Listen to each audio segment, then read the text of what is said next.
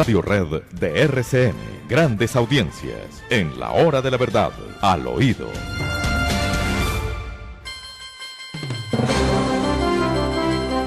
Siete de la mañana, 20 minutos, y es momento de hablar al oído. Bueno, sorpresa causó para muchos la expulsión de Musa Besaile de la Jurisdicción Especial para la Paz.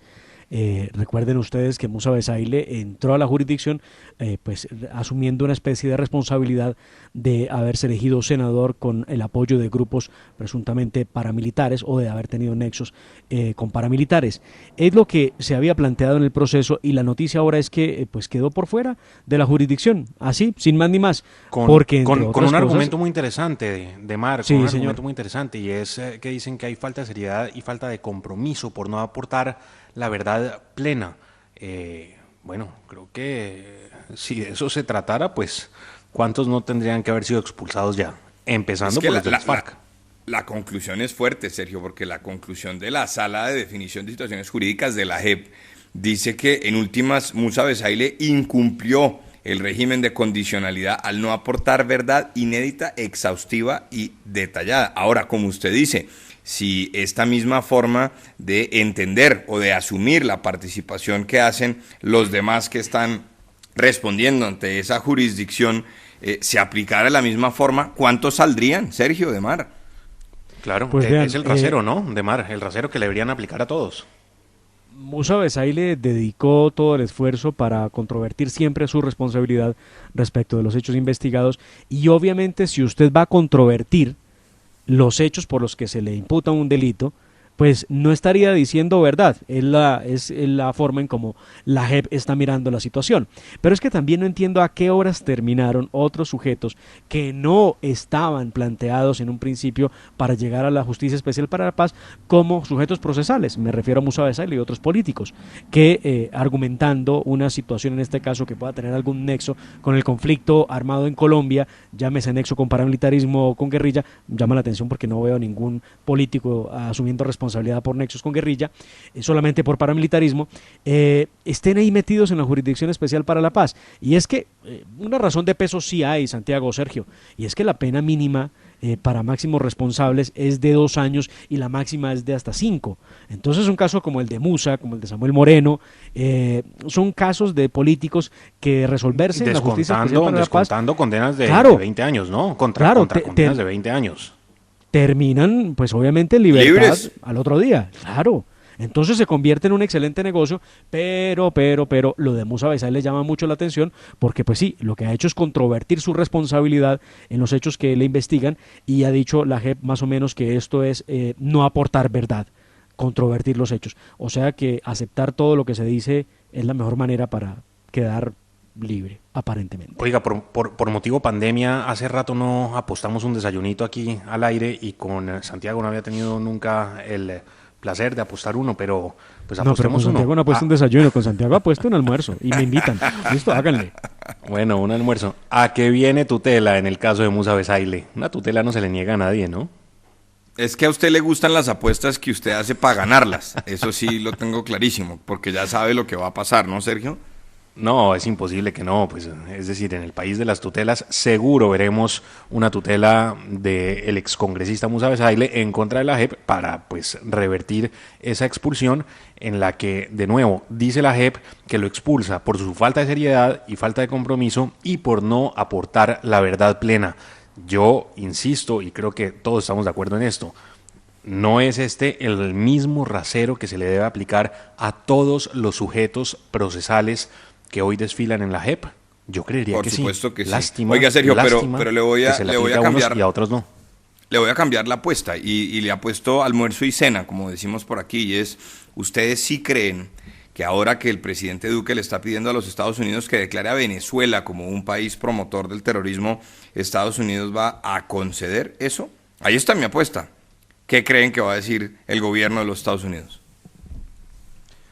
Es difícil, Santiago, en la medida en que Estados Unidos reconoce al gobierno interino de Juan Guaidó, entonces pues no puede declarar al gobierno venezolano como un gobierno que apoya el terrorismo, porque al gobierno que reconoce es al de Juan Guaidó, pero pues yo creo que eso es lo complicado de la petición que elevó el presidente de la República el día de ayer. Creo que se confundieron en el Palacio de Nariño y en el Palacio de San Carlos. Se le fueron las luces al presidente Iván Duque, porque debió primero recordar que efectivamente, como lo señala usted, Sergio, el Estados Unidos ha reconocido el gobierno interino de Juan Guaidó y Colombia también. Al Estado y Colombia también. Y declararlos auxiliadores del terrorismo significaría afectar a un aliado natural que es Juan Guaidó.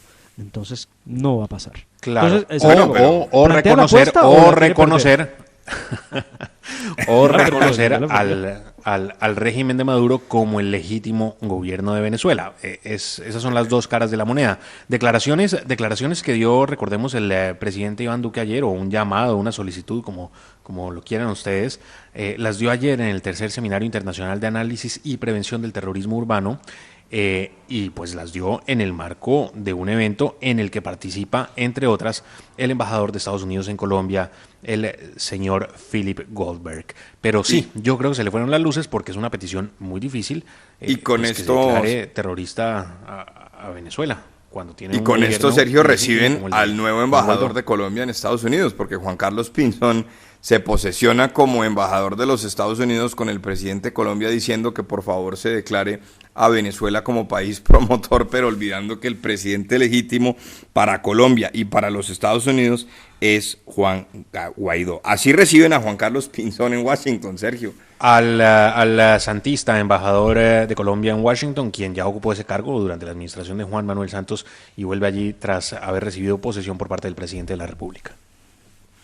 Oiga, pues y una de las recomendaciones que le ha hecho el presidente Iván Duque, Santiago, al nuevo embajador Juan Carlos Pinzón, es que debe exponerle a los políticos norteamericanos todo el avance en la política de paz con legalidad, para que, dice el presidente Iván Duque, los principios de verdad, justicia, reparación y no repetición sean lo suficientemente claros y escrutables.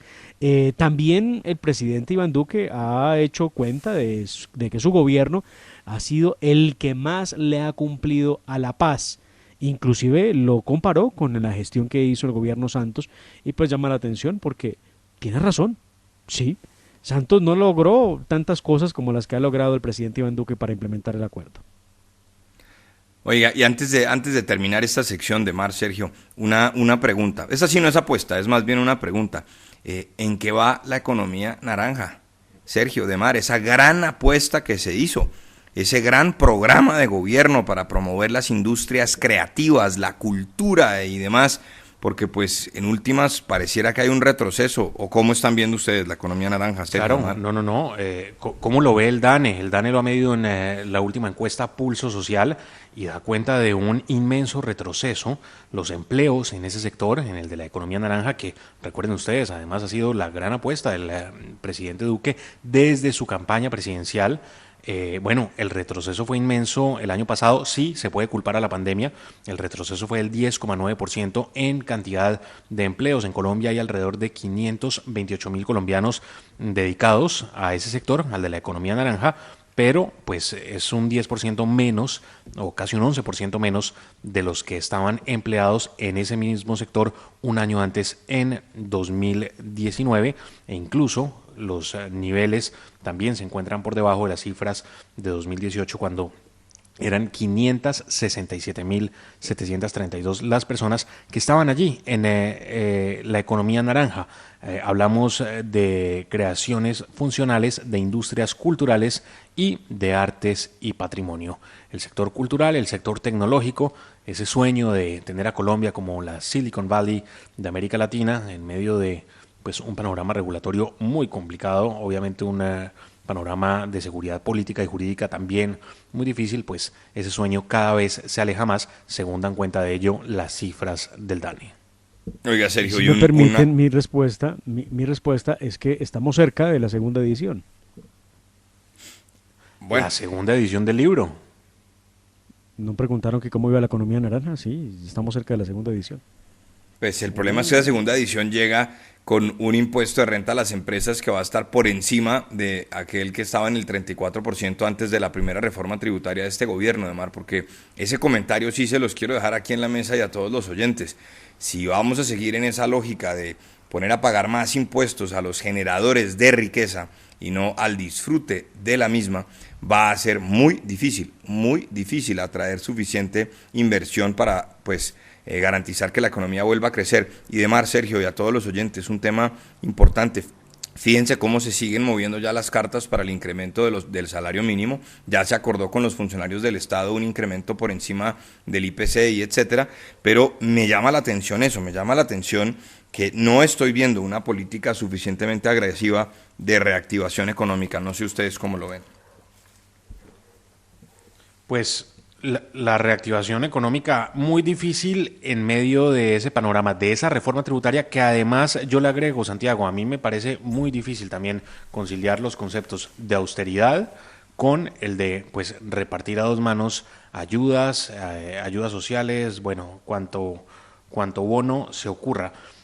Un modelo que ya hemos visto en otras latitudes que está llamado a fracasar. Vamos a ver cómo se da eso y sobre todo estaremos muy pendientes de cómo se da la discusión en el Congreso de la República, en donde pues tengo mis dudas de cómo puedan salir las cosas. Demar, tenemos nuestro siguiente invitado en línea, lo habíamos anunciado, la ciudad de Cali, que está siempre en nuestro corazón y que a propósito pues también muy golpeada, la ciudad física, pero también la ciudad moral y la ciudad económica, el motor de desarrollo del Valle del Cauca, lo que aporta Cali y el Valle al país. Bueno, han estado muy afectados por cuenta del terrorismo, del vandalismo, y de eso hablaremos ya en un minuto con nuestro entrevistado Gabriel Velasco, senador por el Centro Democrático, que estará con nosotros, mientras que a ustedes les hablábamos al oído. Al oído.